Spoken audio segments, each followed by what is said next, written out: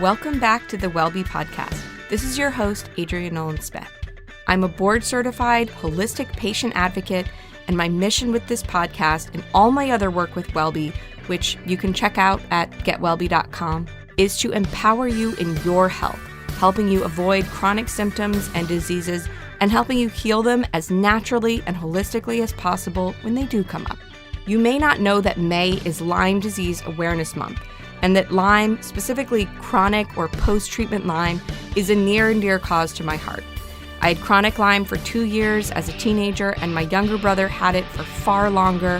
He was really sick, and it really changed the course of his life. We went through many different treatments after it was clear it was too late for antibiotics, and I would say it was really my introduction to the integrative medicine world and the power of natural therapies and the limitations and biases of the conventional healthcare system. Whether Lyme has affected you, someone you know, or no one you know, it's an exploding epidemic. It's been detected in all 50 U.S. states, 80 countries, and the cases grow exponentially each year. There's a likely chance, if you plan to spend any time outdoors this summer, that you or someone you know may face a case of Lyme disease. Before we jump in, if you like the Wellbe podcast and you haven't yet left a review or subscribed, please do so now. You don't even have to stop listening to this episode. Just scroll all the way down on the Wellbe podcast page as you're listening and click write a review, give us hopefully 5 stars and a few words, and then press submit in the top right-hand corner and boom, you're done. All right, so today I'm sharing one of my favorite episodes in honor of Lyme Disease Awareness Month, my interview with Dr. Bill Rawls, a conventionally trained medical doctor whose own experience led him to switch from being an OBGYN to specializing in treating chronic Lyme disease, fibromyalgia, and other notoriously confusing and hard-to-treat chronic illnesses.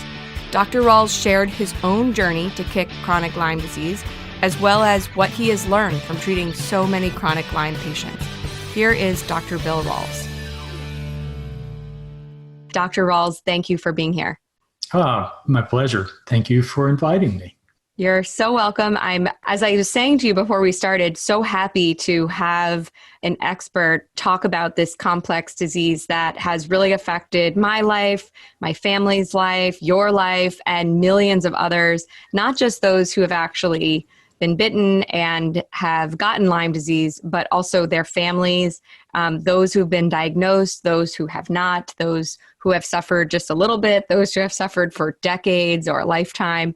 It's a very, very complicated problem and disease. And I think at one point or another, it's going to affect everyone, certainly in America, in some way or another. As I said, whether they get it or somebody they know is affected by it. So I think it's something that we can all learn a lot from. And I love that you also focus on other chronic diseases, because it really is about how you can best equip your body to overcome something or anything. So I say, for anybody listening that doesn't feel like they have a connection to Lyme, or maybe you're in an area where Lyme is a low risk, I still think everything that you wrote about in your book and everything we will talk about today is really about healing anything, enabling your body to be its strongest and heal itself. That's what it's all about. No doubt about it. I see chronic Lyme disease, I guess, a little bit differently than a lot of people. And to me, we look out there at chronic illnesses, and there are thousands upon thousands of different chronic illnesses. But when you look at the symptoms, they all tend to merge together. And so that concept of diagnosis that we use to determine therapy is often a little bit artificial. So in my practice, I move toward looking at, what's the causes of illness? So I was practicing obstetrics and gynecology, had been for about 20 years, and gradually my health deteriorated. Looking back, though, I wasn't taking care of my health. I was stressed, I was eating on the run, and I didn't get any sleep. I was only sleeping every second or third night because of all the call. And so as I was approaching 50, everything collapsed. Ultimately, I found the microbes in my system that were carrying Lyme disease, but I probably had them my whole life, or a good portion of it, because I spent so much time in the woods when I was a kid. But it wasn't the microbes that made me ill. It was all these other things coming together. And when I talk to people, that's what I find so often. People have this perfect storm of factors that come together in their lives. And so I see chronic Lyme disease differently than most people, or Lyme disease. So I like to, right up at the front, talk about the difference in acute Lyme disease and chronic Lyme disease, because I think it's really important, and this is something that most people don't recognize. Acute Lyme disease is the introduction of that microbe when it comes into your system. You get a tick bite, the microbe enters your system, and there's an acute tug of war between your immune system and the microbe because you've never seen it before. And typically either the immune system wins or the microbe wins, and you reach a solution. But often with Lyme disease, these microbes are very stealthy. They're not like COVID that have that break down the door front entry approach. They slide into your system and they can be there for years and years. So what happens with chronic Lyme disease is people have microbes, but their immune system becomes disrupted for whatever reason, so they become chronically ill.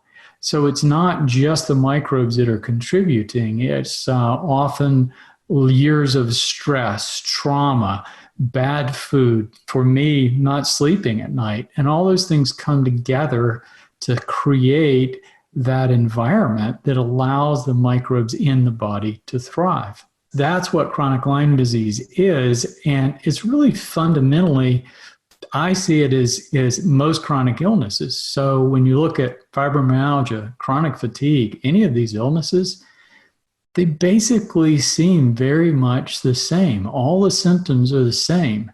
And when you look at any chronic illness, that fundamental feature of chronic immune dysfunction is present in every chronic illness. So you talked about the difference between chronic Lyme disease and acute Lyme disease, which is obviously this prolonged weak response from your immune system, right? Because of these other factors that you're talking about against the microbe, which allows it to thrive. But also within the acute Lyme, you see people that it doesn't really affect them that much. And then you see others where it is completely crippling and they are, basically bedridden and can't function. And it's so fascinating to me how people can have such different responses to Lyme. Can you explain a little bit more about why that happens? It's partly by chance and partly other factors that are involved in affecting the immune system. So when you get a tick bite, everybody has this idea that, either a tick is carrying Lyme disease or that tick is okay. That tick bite is fine. And what I can tell you is ticks carry hundreds of microbes, and many of them have the potential to cause illness. So I think often what's happening when someone gets sick initially from the tick bite is actually they're picking up other microbes, some that may be more virulent or have a higher potential to cause illness than Borrelia. But it happens, it has to do with the person's immune system and their age. Younger people and older people tend to be more affected than those of us in the middle. So there are a lot of factors that go into play, but we look at it from those initial cases in Lyme, Connecticut. When Dr. Bergdorfer, he was the person that the bacteria Borrelia burgdorferi was named after as the causative agent of Lyme disease. And if you look back at his writings, the only thing that he really said absolutely was that the Borrelia microbe, he was sure, was the cause of the EM rash, the bullseye rash. But physicians have been reporting that for hundreds of years before those cases in Connecticut. But the people in Connecticut got sick rather acutely. And he also, in most of the specimens, found a species of rickettsia. It's a relative of the microbe that causes Rocky Mountain spotted fever, and it's prevalent in the New England area. I'm thinking, and he was thinking toward the end of his career, that maybe it wasn't just Borrelia. It could have been another microbe too. So it depends on the strain of microbes. Every strain of Borrelia is a little bit different. There's so many factors that enter into the equation of whether someone gets acutely ill or not. But I think there are an awful lot of people that are carrying this microbe who aren't sick.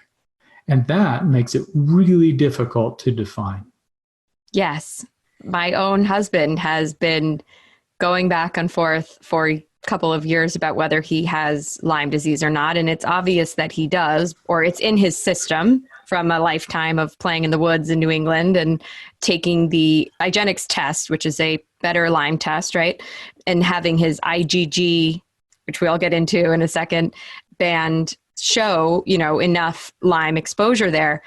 Okay, so when was he bitten? How much has this actually affected him? How does he feel? And it's like after that, it can get very confusing very quickly. But before we get into a lot of the details, you mentioned that Lyme is linked to other chronic illnesses in your book. Can you talk about which ones and what, if there are any particular illnesses that you've seen make Lyme symptoms worse if people have them already? Yeah. Now we talk about how far down the rabbit hole we go. When you look at this idea of Lyme disease, what I became acquainted with is the concept of intracellular bacteria. The Lyme microbes have the capacity to inject themselves and live inside cells. And it's a pretty easy living situation for microbes, It's if they can get inside the cell and take over the cell, they get free meals, they get all the resources they need right there. And they can just keep doing what they do, which is reproduce. So I sat down about a year ago and looked through the literature to see how many species of microbes that I could find that were intracellular, had the capacity to infect people without causing symptoms, but could infect people and cause chronic illness if immune system functions were disrupted, and could cause symptoms like Lyme disease. I came up with well over 100 different intracellular microbes, and that's just scratching the surface.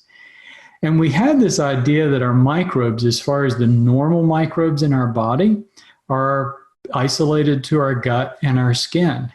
And that just turns out to be a really superficial way of looking at it, that it turns out that all of our tissues, we have intracellular microbes. I've found studies associating intracellular microbes. We found them in the blood, in the brain. The brain actually has a microbiome of its own, in the heart, in tissues, in joints. And many of them can be pathogens, but many of them we carry. We pick them up from not only tick bites, from dogs and fleas and respiratory infections when we're kids, and on and on and on, to the point that the latest study that I pulled several days ago was the finding of the microbiome of different kinds of tumors, breast, all kinds of tumors that have intracellular microbes that live in the tumors. Now, this study, they didn't cause and effect, but I actually found another study where they had experimentally induced cancer using intracellular microbes. 20% of cancers are associated with intracellular microbes. So this is big. So when you look at the connections, the other microbes out there that we talk about associated with Lyme, Bartonella, Mycoplasma, Rickettsia, Ehrlichia, all of these kinds of things, chlamydia, they've been associated with multiple sclerosis, Alzheimer's, Parkinson's, autoimmune illnesses, on and on and on. And so that really has me thinking about, well, how far do these associations go? And you look at that fundamental thing of all chronic illnesses have chronic immune dysfunction. And you look at what's the motive of the microbes, what these microbes want from us. And basically they want nutrients. We are their food. And if it weren't for our immune system, they would break down our tissues very rapidly. Our cells have restricted growth. In other words, they have to stay within parameters of an organ system like a heart or the brain or joints or liver. You can only have so many cells. And when our cells break out of that and start growing in an unrestricted fashion, that's what cancer is. So when you look at the microbes in your body that inhabit not only your gut, skin, but all through tissues in your body, the only thing that holds them back is your immune system. So if your immune system isn't working, these things start flourishing in all of our tissues, and they wreak havoc. Because everybody's microbiome is different, and because our immune systems are different, and because the stress factors that we become exposed to are different, you end up with different illnesses. Wow. I mean, that explains a lot about why it affects certain people differently, because we all have trillions of different microbes within us at any given time, right? So if two kids get bitten on the same day in the same place and they're the same age, they're going to have very different experiences. What would you say are the biggest, some other of these biggest myths and misperceptions surrounding Lyme? There's a lot of them, but what would you say in all of your research? Yeah, there are a lot of them. The biggest one is that chronic Lyme disease doesn't exist. So many conventional physicians, it's Borrelia is a recognized bacteria. You get bitten by a tick and this microbe enters your system and it makes you sick and you get antibiotics and then you're well. And it's such a huge misconception, because we know that a lot of people who get antibiotics, it doesn't clear the microbe. I've seen too many people that had a tick bite, got antibiotics, and showed up with symptoms and a positive test years and years later. So these things, we don't eradicate them very well with microbes. Not to say that we shouldn't be treating people with acute Lyme disease. What we're doing there is knocking down the microbes enough that it helps the immune system get a better grasp of that situation. So I do advocate my antibiotics for acute Lyme disease.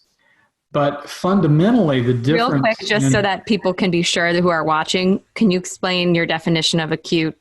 Just your, time frame kind of a thing. Acute Lyme disease is someone that gets bitten by a tick and within weeks or at the latest a couple of months, they start having symptoms.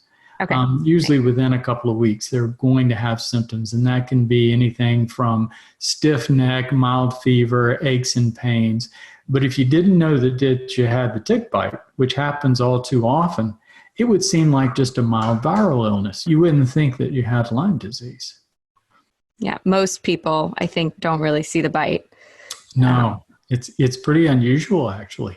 Most of the people that I talked to didn't recognize the tick bite and didn't get antibiotics in the beginning. Because I think we're all not really in our bodies that much anymore, So to really pay attention to something like feeling a little more tired or sluggish or a very mild fever, people might not even take their temperature. I think, unfortunately, COVID has helped us to pay closer attention to how we're feeling so that, things don't get out of hand. But there's a small window of opportunity between when something switches from acute Lyme to chronic Lyme, and paying attention is really that difference. But anyway, please continue with your answer to the biggest misconceptions and myths around Lyme. I would agree that there very much is chronic Lyme as the most important misconception or myth, but I'd love to hear if you have any others. Yeah, that's a big one. And for those, physicians who recognize chronic Lyme disease, fortunately, they're getting away from it. But, that the answer to chronic Lyme disease is pounding someone with antibiotics for 6 months to a year, which can work, but usually doesn't work. It's so important to distinguish between acute and chronic. What we're talking about here that's really important to recognize is that difference in immune function. So someone with acute Lyme disease may have perfectly normal immune function, and it won't become chronic if they have normal immune function. Whereas chronic Lyme disease, by definition, is a dysfunctional immune system. So that's another myth I would say that's out there, is that antibiotics eradicate microbes from the body. That happens zero amounts of the time. And this is a big misconception. When we use antibiotics in any case, basically what we're doing is we're helping out the immune system. And I think this is important to recognize. If you take someone like an elderly person or a person with AIDS, that their immune system is shot and they develop an acute bacterial pneumonia, you can give them all the antibiotics on earth and they will still die. If they don't have an intact immune system, the antibiotics are not going to eradicate the microbes from the body. So it's very important to recognize that everything we do that helps us to become well again has to do with supporting our immune system. And sometimes, especially with an acute infection, that can be antibiotic therapy. But the antibiotics simply knock the numbers down and allow the immune system to do its job.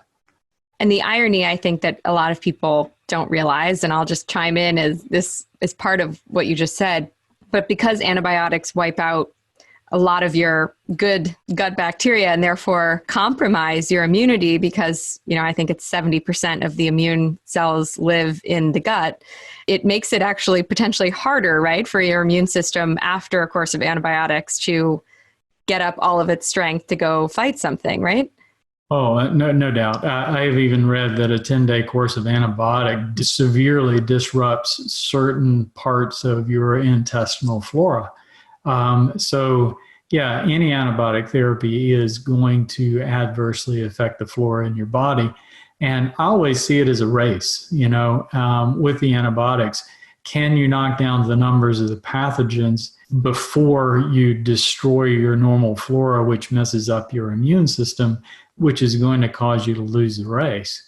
So all antibiotics, there's a time limit on that as far as conventional antibiotic therapies. Right.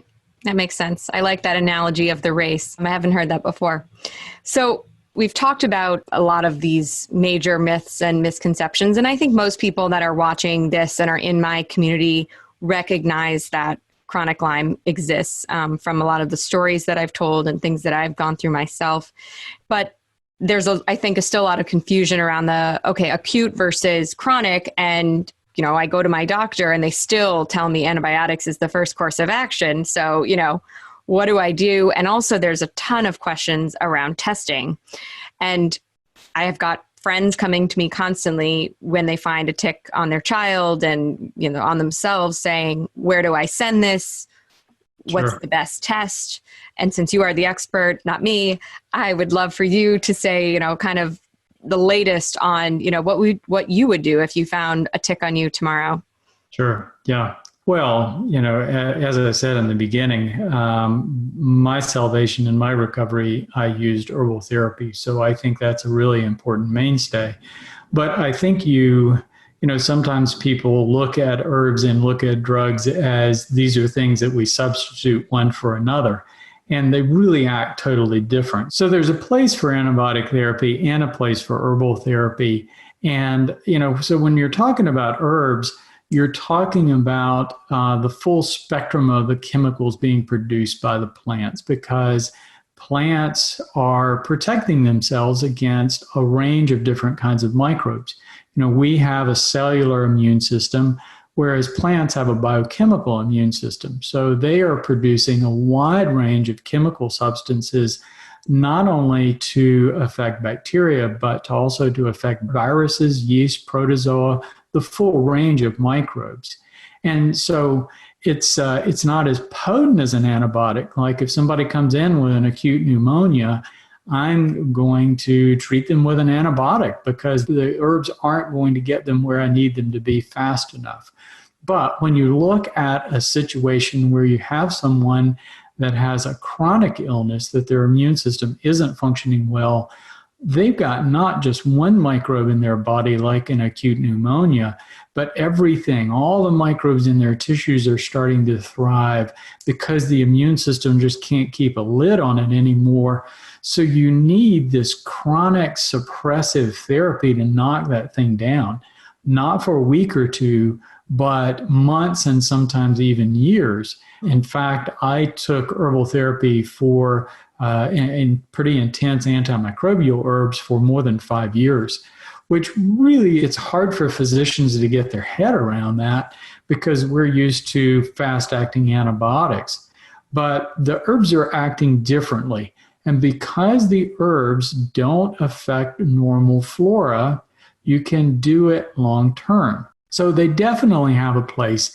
It is quickly becoming apparent that chronic herbal therapy for chronic Lyme is probably the best thing that you can do for it. And that's being supported by not only thousands and thousands of people that have been using it, but also recently Johns Hopkins produced a study that they took some of the herbs that I recommend and found that they were actually more effective in suppressing Borrelia than antibiotics were. Yes, we do a research and health news wrap up every other month. And I went to Johns Hopkins actually for college. So I covered that study in my wrap up because I thought it was so cool and just a combination of things in my life, where I went to college, this Lyme disease I had, and then of course I used herbal therapy as one of the therapies that helped me to recover. So it was kind of cool. But staying on that topic, you mentioned a number of different natural therapies that could be or have been, depending on the person, effective at treating chronic Lyme. In addition to herbal therapy, I don't want to detail all of them. There are many different ones. So anybody who wants to look those up can certainly grab a copy of your book. But would you just say, besides herbal therapy, in your practice or just generally from your knowledge of this disease, what are the couple most promising out there right now? Well, herbs are my foundation. There's no doubt about it. And they're different kinds of herbs. So when you look at plants, what kind of chemicals they produce, that spectrum of phytochemistry that comes with the plant depends on where the plant is grown and where it evolved. So like rhodiola is an adaptogen that helps us deal with stress. And it comes from northern latitudes where the environment is very, very harsh. But there aren't very many microbes there, so it's not as good an antimicrobial. Cat's claw comes from the Amazon where, there are a lot of microbes in that hot, moist environment, and it's a really nice antimicrobial. So you have a lot of range within the herbs, but beyond the herbs, there are some nutrients that I think are very important, like glutathione, NAC, various kinds of nutrients. Some of your B vitamins are... Which I should add was just a story in the New York Post. Did you see that woman whose son, she was on a respirator near death from COVID, and her son brought glutamine. So it was like glutathione and NAC to help, and she survived. Yeah, that's I've read about that, and it doesn't surprise me. I had conversations years ago when we were looking for a brand of glutathione that I met a physician who, I'm not sure ever published in the study, but he had a collection of teenage kids with cystic fibrosis that he was using glutathione because it has the effect of reducing mucus in the lungs and reducing inflammation, but also has some antiviral effects. And they were living normal lives. But, you have to do your part too. Good, healthy diet, stress reduction, getting plenty of sleep.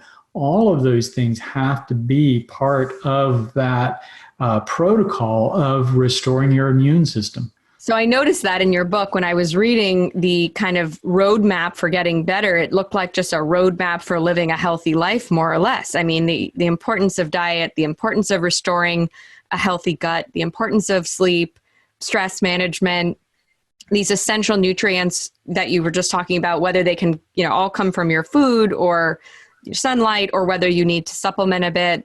All of that was so, of course that makes sense. But I want to ask just one other question about some of the more specific natural therapies that you mentioned, because I get a lot of questions about this. And when I was going through my chronic Lyme treatment, as I said, I used herbal therapy and some energy medicine. And I should say the herbal therapy that I used was through Chinese herbal teas. and some supplements. So when you talk about herbal therapy, are you talking about mostly in capsule form or tea form, or, how do people experience that? Any way that I can get it in there. Absolutely. Okay. There are a lot of different preparations out there as far as getting these, what I call phytochemicals or phytonutrients in a person's body, and we want to get it as concentrated as we can. So a tea is going to pull out just purely the aqueous-based chemicals, and you got a lot of good stuff in there. But if you do a water alcohol tincture, you're also going to pull some of the fat-soluble agents out too, so you get a little bit wider spectrum.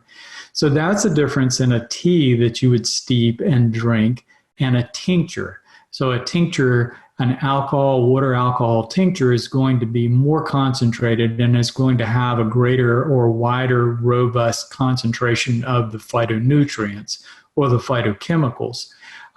But the thing about a lot of these things, and the thing about the teas too, is many of these phytochemicals are really bitter, and they're just not something that most people would find palatable. So it's hard to get teas or even sometimes alcohol tinctures in them. So I tend to lean more toward the capsules. Again, there's no wrong answer here, and I use a variety of different things. But the capsules offer an opportunity to get really intense phytochemistry in someone without having to take large amounts of tinctures or water in the form of teas. So there are two different ways you can get capsules. You can get the whole herb that they basically just dry the herb, crush it up into a powder, and put it in a capsule. And quite frankly, that's going to be your less expensive capsules, and basically you're getting a bunch of fiber more than anything else. Not much phytochemistry in there.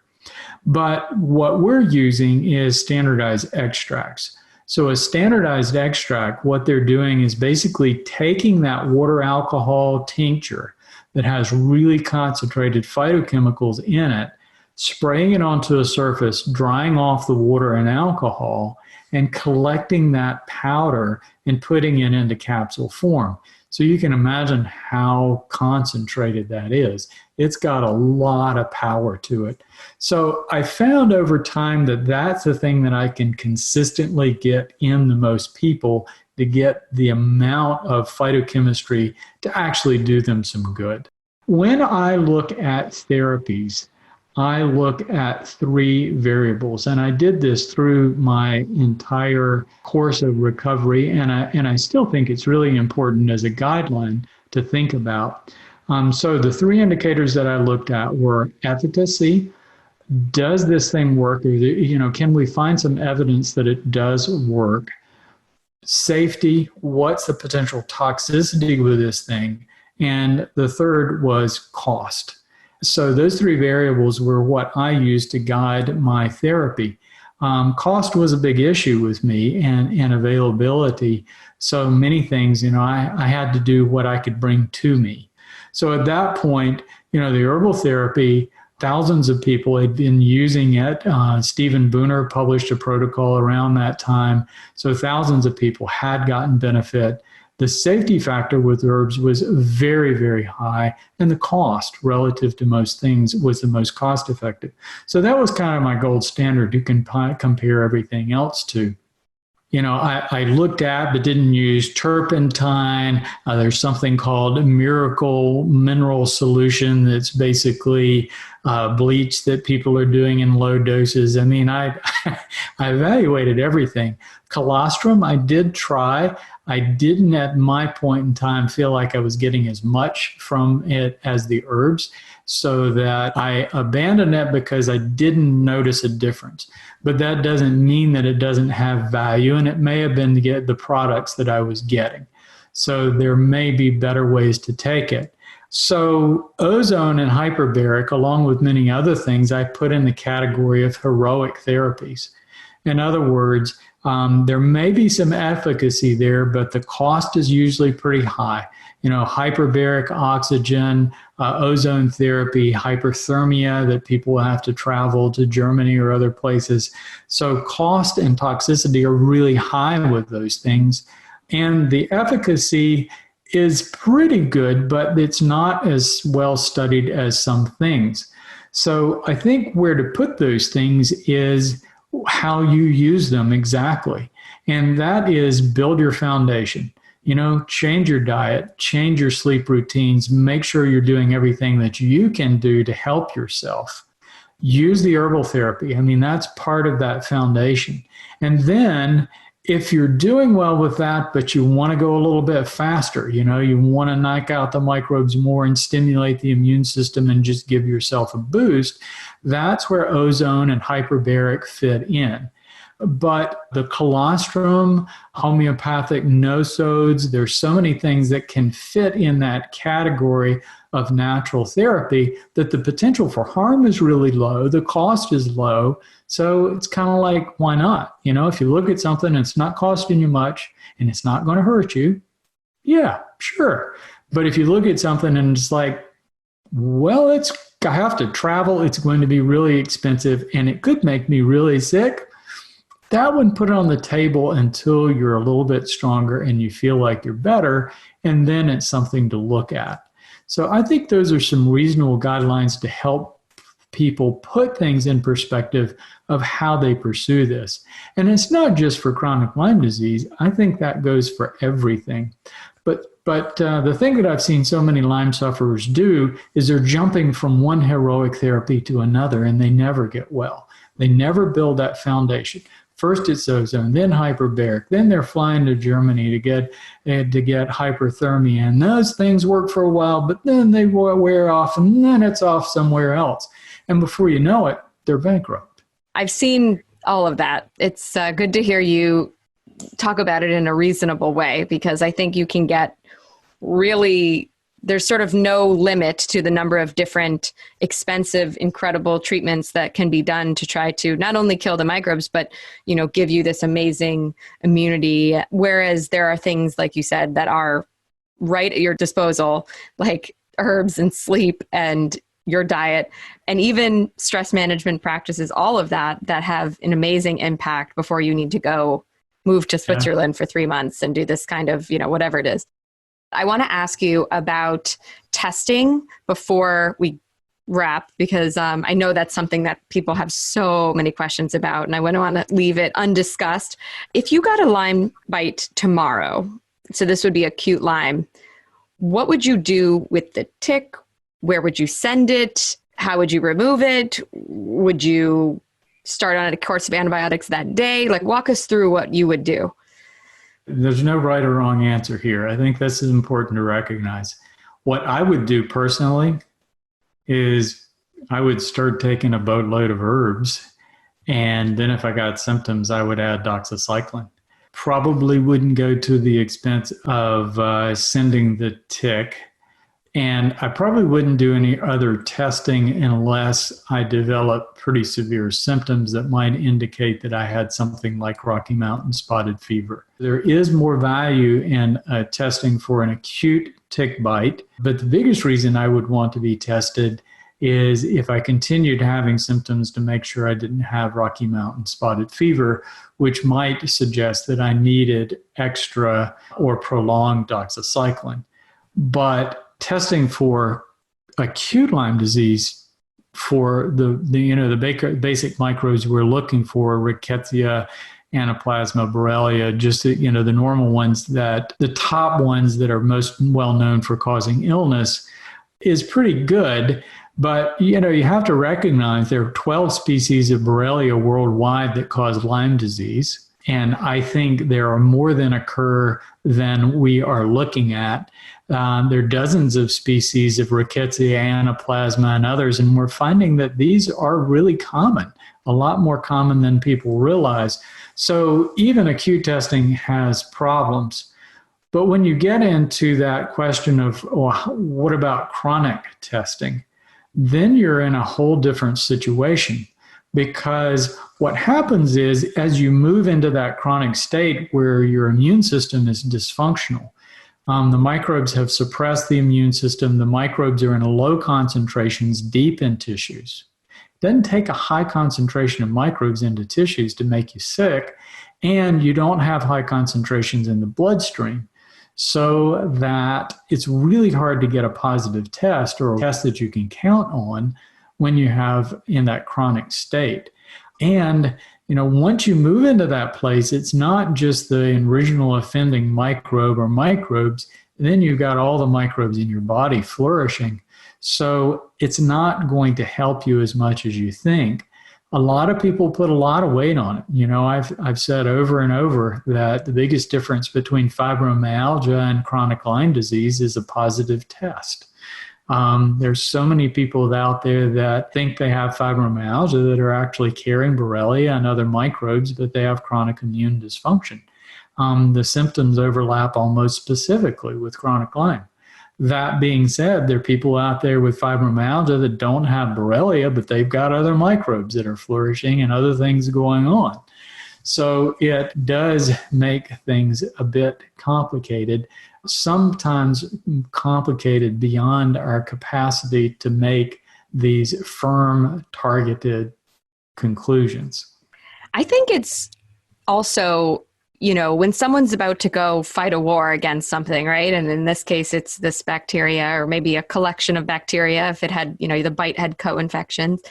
But you kind of want to feel like you know why you're doing it. I think that's what the test is like, okay, I will take this seriously if I actually have Lyme, if I'm just kind of depressed and there's some aches and whatever, am I really going to mount this huge offensive? Whereas if you get that test and it's positive and you're up against this, then you're like, okay, here we go. And it's easier to kind of, gather all your strength for the fight. So that's why I've always thought the test was helpful for people. But the problem is, and please talk about this, is that when you get the testing back, because of how they do it with, if it's 3 out of the 5 bands, you have this, and it's kind of like very subjective. It's not a yes or no. You get a test back so desperately wanting a concrete answer, and instead you have kind of this thing that's left up to interpretation, which is very frustrating. It is. And you said it right there. People are desperate because they have this conception that I've been infected with a microbe. The microbe is making me ill. And therefore, if I can find out that this microbe is there and direct the correct targeted therapy at the microbe, I will be well. And it's another chronic Lyme myth. It just doesn't exist. When you look at chronic Lyme disease, an analogy would be the difference between fighting a war against a conventional army and fighting a war against terrorists. All right. So when you look at a conventional army, they're all out front, you know what you're dealing with, and 2 powers go at it, and it's very well defined. And civilians are, you do it out on a battlefield. That's how traditional wars were fought. But now we've moved into these terrorists that they live among people, and you don't know where they are or how to go after them. And you end up killing a lot of people, innocent people, trying to rout out the terrorists. That's what we're dealing with here. And so if you try to treat it like it's a conventional war, you're not going to win. So you have to do things that are unconventional. You have to do things that rout out these microbes without destroying your cells and your immune system and all your other normal flora in the process. That's one of those misconceptions that people have to get past if they're going to get well. All right. So if somebody has acute Lyme or has a bite and sees a bullseye and is like, okay, I really want to get a Lyme test, even just so that I can know if this is really just Borrelia or many other microbes and kind of what I'm dealing with, are there certain labs that you think are doing it better or certain approaches to this testing that you think are doing it better than others? That's a really hard one to answer. And yes, I think there are labs that really care about what they're doing. We have a lab that specializes in Bartonella in Durham, North Carolina called Galaxy Lab that I've had correspondence with them quite a bit and met with those folks. Everybody knows IGeneX as a lab. So these labs are out there and they can make a difference. The thing about Borrelia is they're doing other bands that might pick up them. And here we're talking about antibodies specifically directed at parts of the microbe that might be identifiable. Because there are a lot of Borrelias out there. We all have species of Borrelia that live in our mouths. They're part of our normal flora. So it's not just these microbes that are carried by ticks that the test can pick up. So the bands are different antibodies to different specifics of parts of the microbe that might give us a clue as to whether it's there. The better testing is DNA testing, but you have to have a fairly significant amount of microbe to get it. So, testing for antibodies to the microbe or testing for the DNA of the microbe, both of those are possibilities.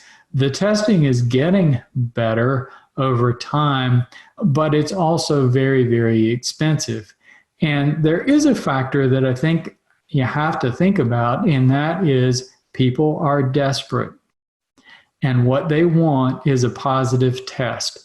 So there's a huge incentive for these companies that if you're paying $600 to $1,000, they want to give you what you want. So my question is, how much of what we're seeing are actually false positives, that they've set their indicators to give people what they want, which is a positive test.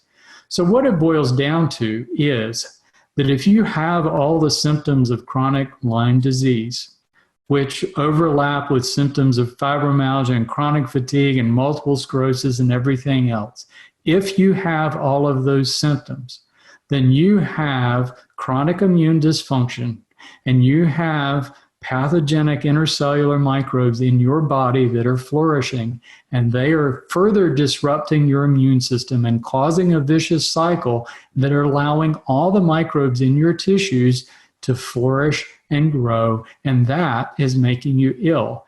And until you solve that problem, you're not going to get well. So what you have to ask is, where is that $600 to $1,000, or in some cases, $5,000 to $10,000 worth of testing to chase all these different microbes? How valuable is that? So many cases, when people ask me that question, I say, save your money, invest it in that good foundation, herbs, good food, taking care of yourself, getting back what you've lost. And then if you're 6 months into it or a year into it and you're not progressing progressively better, then start thinking about investing in testing to figure out, well, what's there that I'm not solving? But we've been trained to, we've got to find out what it is and then we can treat it. And it just doesn't work with chronic illness. It's a total dysfunction with our entire system. And when we look at chronic illness, we treat it very dysfunctionally, in that instead of going, why is the person ill? We go, how do we treat them? And I think it's a huge mistake. Yeah, I think that's a really good way to think about it. All right. So I know we have to wrap up, and I feel like I could probably interview you once a week on Lyme disease, because it is such a hot topic and growing at such a rapid rate around the country and around the world actually as well. But, we're recording this in the summer. We're recording this in the summer of COVID. So many people are just concerned in general about their immune systems and, potentially being compromised. And the idea of having a Lyme situation on top of COVID, I think it's almost too much to handle. So a lot of people are nervous about going into the outdoors this summer. But, I know how important nature therapy is, and grounding and these other things that you've talked about in your book that I talk about. What is your advice to people about protecting themselves against their risk, but also, going out into the outdoors, and what's the best thing for people to do this summer? I think it is a significant risk, but I think people have to appreciate that we are living in the age of chronic immune dysfunction. The food we're eating, the way we've affected our atmosphere with cars we're driving and all the things that we're doing to the atmosphere, how we go about life, everything is affecting us.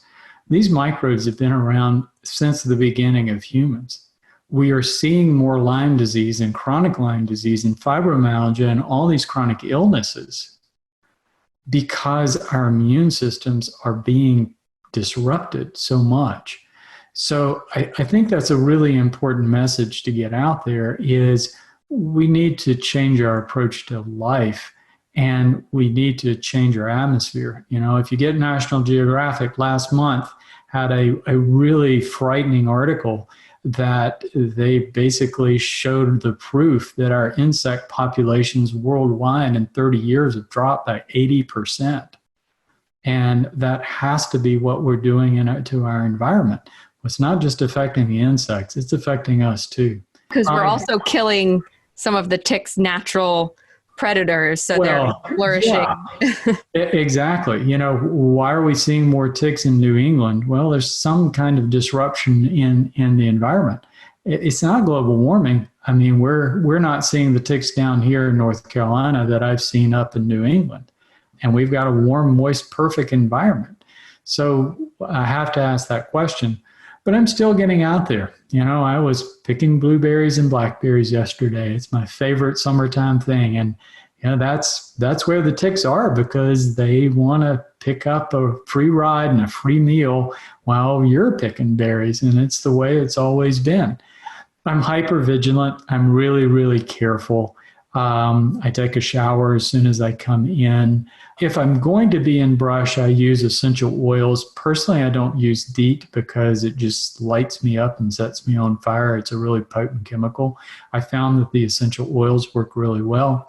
I've also found over the years, though, that as I've been taking herbal therapy more regularly, I don't seem to be quite as palatable to ticks and mosquitoes. I don't get as many as I used to.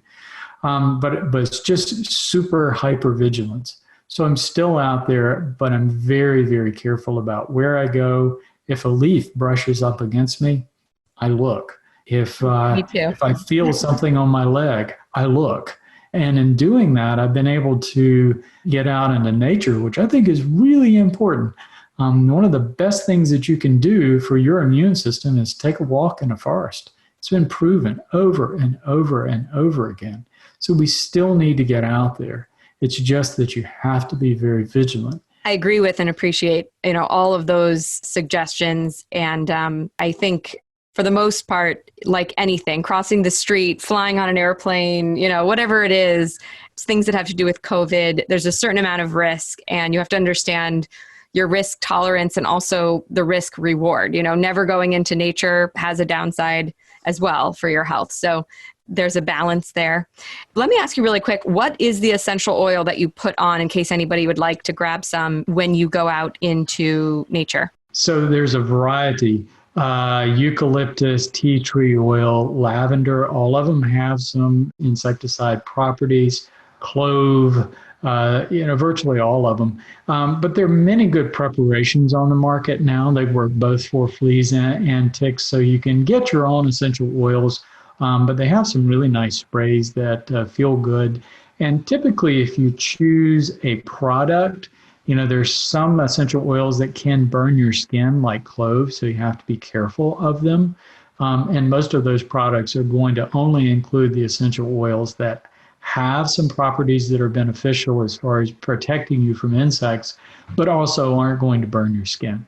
Yes, there are a couple that I know of that we will try to include in the article that are, like some nice tick-specific essential oil sprays. So my very last question for you is, and I think I know part of this because you've already mentioned a few of the things, but how do you #getwellbe? So this is something we ask every expert that comes on the show. And it's essentially, what are your absolutely can't miss wellness practices that you do every single day for yourself, whether you're home or traveling or, have a busy day or a slow day? Or it could be one thing, two things, three things, but when you miss them, you just know you're kind of headed in the bad direction. I get WellBe by, first on the list is herbal therapy. I don't take as many antimicrobial herbs now because I'm essentially well. But I do take adaptogenic herbs, which help counteract stress, modulate your immune system functions. So adaptogenic herbs are really good for just protecting against that aging process and keeping us well. Diet, I have 3 rules that I try to go by, or guidelines. I try to eat more vegetables than anything else every day. Not in a plate of potatoes. That's broccoli and cabbage and cauliflower and all the good stuff. I try to eat more fresh food than anything else. I try to minimize the processed food that I eat. And I try not to eat any more calories than I need in a day. But those 3 guidelines open you up for a lot of possibilities that can be within a healthy diet. I try to walk or do the equivalent of 3 to 4 miles every day. I think moving your body is so essential to wellness, but you have to be careful about beating your body up at the same time. And I try to zero my hormones every day, my stress hormones. We all build up stress as we go through the day. And I found that the key to getting a good night's sleep, which is really important, is not being all keyed up during the day. So I'll take a nap, meditate, go for a walk, something that just brings down that collection of stress hormones and normalizes that during the day. And if you can do those things, you'll do wonders for yourself. I would agree with that. Dr. Rawls, thank you so much again for sitting down and sharing some of your vast knowledge about treating chronic Lyme and just Lyme disease and, mysterious chronic illnesses in general. I think there's just a lot here that most people haven't thought about or been told that will really help them to see the situation differently, whether they've interacted in some way with Lyme, or if it's 2 weeks away from now that they, find a tick or have a situation, they'll feel more prepared. So thank you again. Adrian, thank you for the opportunity. And, my next project is I've been working on a book for how to age in a healthy fashion. And it looks at that microbe component in the immune system and how herbal therapies and natural therapies fit into that. So hopefully that's going to be coming here in the next 6 months or so. Great. Well, I know your book, Unlocking Lyme, was great for me to learn so much. So I think anybody who's interested more in the Lyme topic should definitely pick it up, and we'll have it on our article. And check out Dr. Rawls at rawlsmd.com is one website, and then the supplements vitalplan.com. Okay, great. So we'll include both of those on the article version of this. And of course, we'll be excited to see when your next book comes out as well. You'll have to let us know whenever that is. Thank you very much.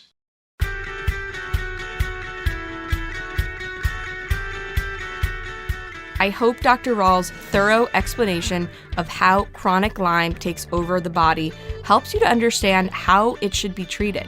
It and other similarly challenging and confusing conditions like fibromyalgia and chronic fatigue syndrome really requires a holistic approach and just the right amount of bug killing via herbs or some of the other treatments Dr. Rawls described, with just the right amount of immune system strengthening to give the body the ability to do what it can do when it's in good enough shape. And that's kill and keep dormant the Lyme bacteria on its own. So really the challenge with chronic Lyme lies in figuring out what else is going on that's hindering your body's innate healing capabilities, and then tackling those things one by one. Now, I want to know, have you healed from chronic Lyme? I'd love to know how and what worked for you.